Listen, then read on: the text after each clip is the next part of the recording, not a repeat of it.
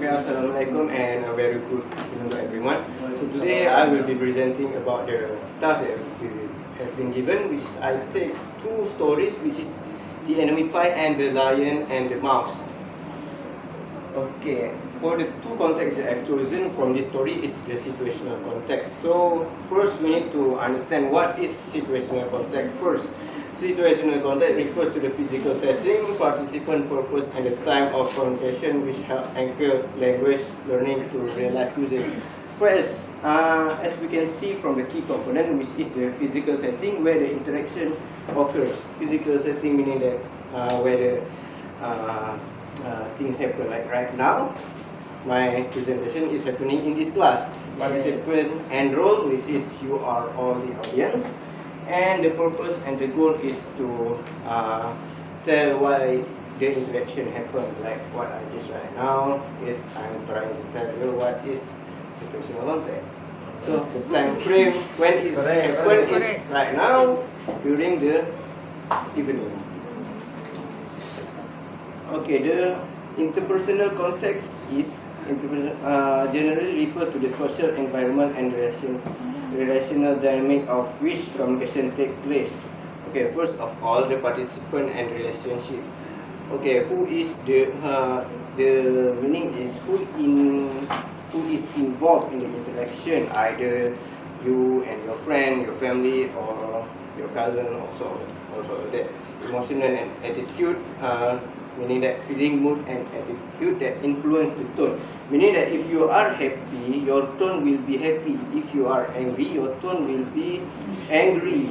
The way you speak is different, and the language that you use is different. And the setting and occasion, it can be in face-to-face, like right now, texting, phone call, or social media. Okay, let's move on to the first story, which is the lion and the mouse. So as for the brief summary for this story, is basically the lion is sleeping on the forest, and eventually the mouse came and just ran toward the lion nose, and the lion is angry at the mouse. So the lion grab the mouse on his hand, and the mouse begged for mercy, and eventually the lion gave the mercy to the mouse.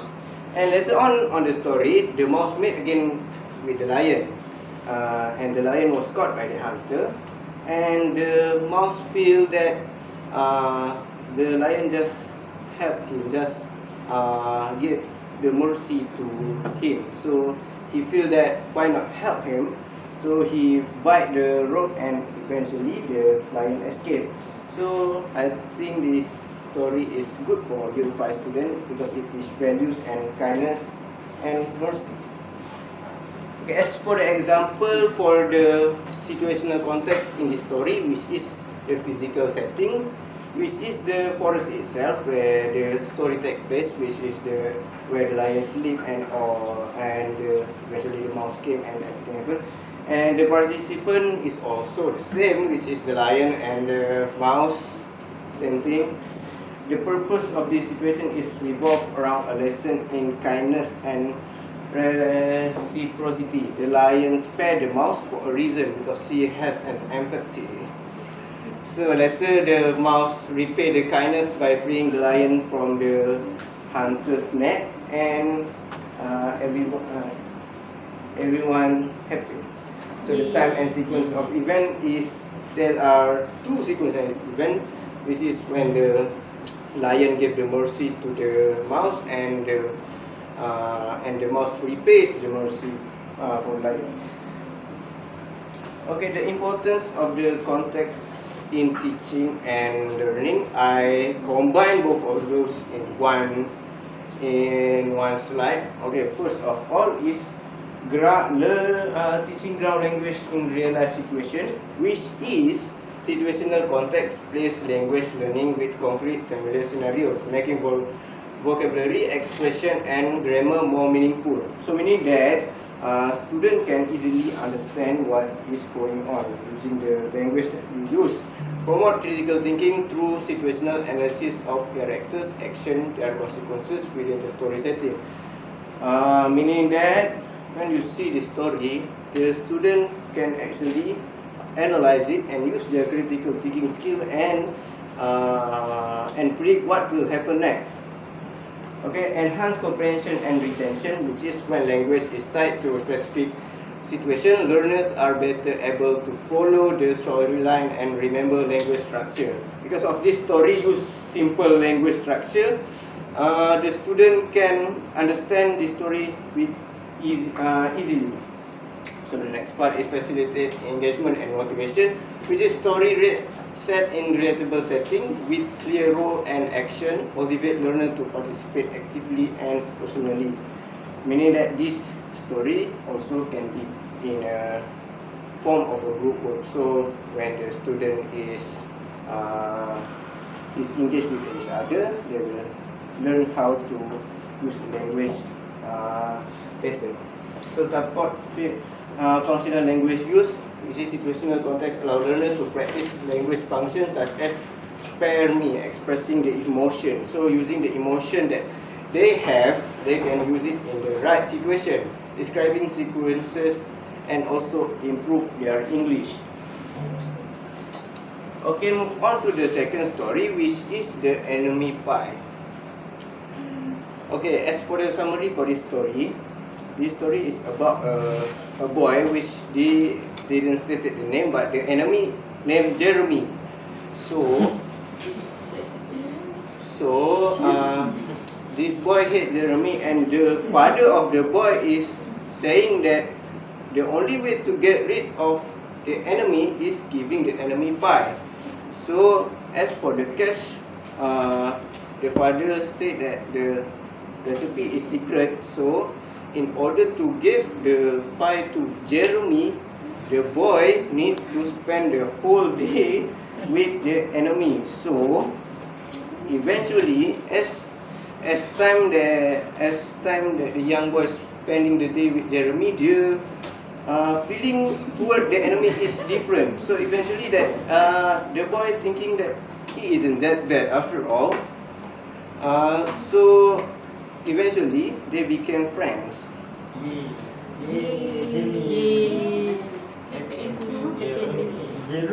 So as for the example of interpersonal context in this story, which is face-to-face interaction, as you can read on the story, is the narrator riding his bike to Jeremy's house and knocking on the door. So the face-to-face interaction is happening right there. So spending the day biking, playing on the trampoline, throwing water balloon, and sharing lunch together. As you can see in the example of the story, we rode bike for a while and play trampoline and sort of that. So that sort of having a face-to-face interaction with each other also. And the last part of my point, which is playing game like checkers in the narrator's house, also they have the face-to-face interaction. Okay, as for the facial expression, Jeremy looking surprised when the narrator asked him to play because of both of them not very close. So when the boy eventually came to his house, he looked surprised like that. So the second one is Jeremy crumpling his eyebrow in confusion when the narrator want him to eat the enemy pie. Because of why the boy is want him to eat that pie, even though he is the one to bring him that pie. So it will be, the confusion will be like that. Yeah, very good. So the last one is Jeremy mom smiling warmly when she greets the boys. Like that. This story didn't really show the picture, so let's get it from the Google image, I guess.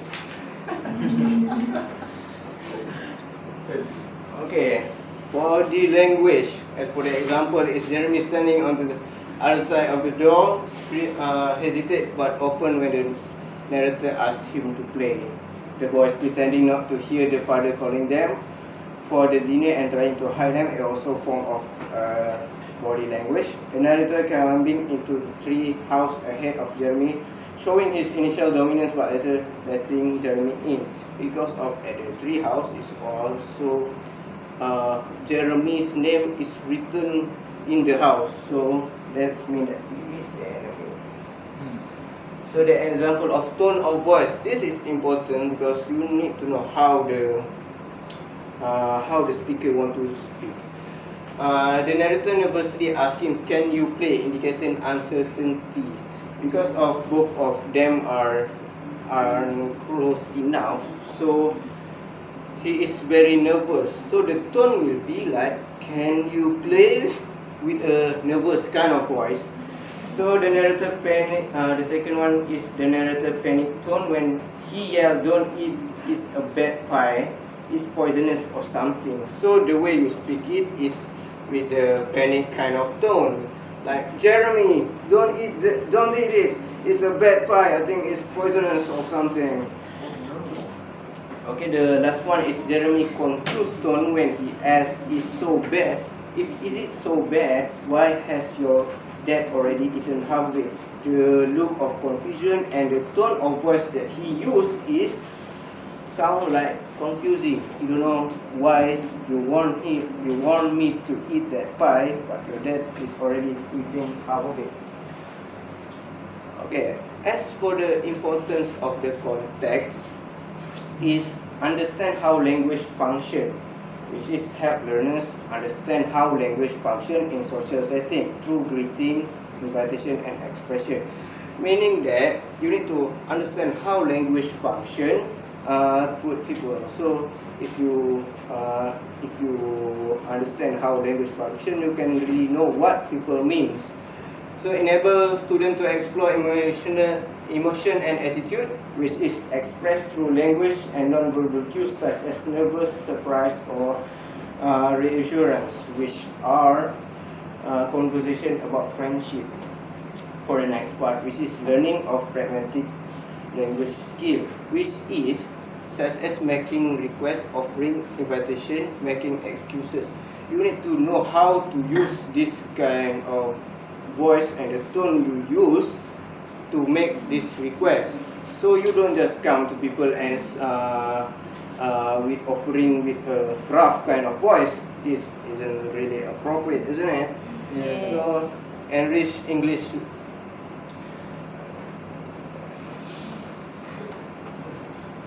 Enrich English language teaching, which is anchoring language learning in authentic social scenarios, fostering communicative competence and awareness. Meaning that if you know how to use language, you will be more competent and you will be more confident toward what you sound. So the tone of your voice is important, because if you use the wrong tone of voice, people will become confused. And illustrate how interpersonal communication works, which is can resolve misunderstanding and build demonstrating the power of language to change social relationship. Because this interpersonal context is important to teach young learner, because of that how interpersonal communication works. Meaning that if the student don't know how to use the language properly, then the way they speak with each other or toward the elderly will be inappropriate. Yes. So I guess this is it for me. This is the reference that I use, and I guess thank you for listening.